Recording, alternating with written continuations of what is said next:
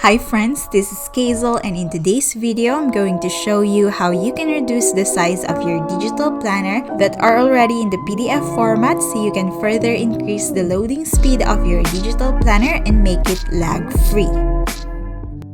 First, locate where you stored the PDF file of your digital planner. And if you haven't saved the file in your Files Manager yet, you have to do that first.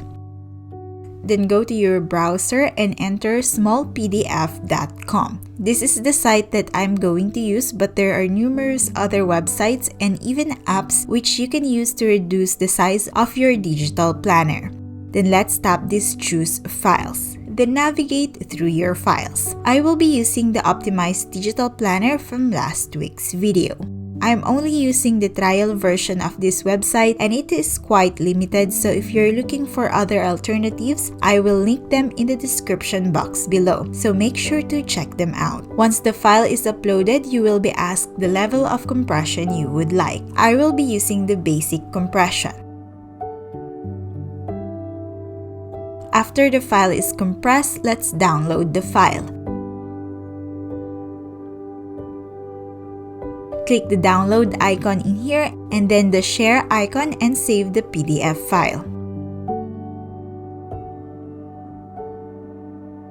Here is the 3 files. This file is the one where no optimization was used, which is at 32.2 megabytes. The second one was the digital planner with the optimization that we discussed in the previous video. And this last one is the digital planner we just made, which is now at 3.2 megabytes.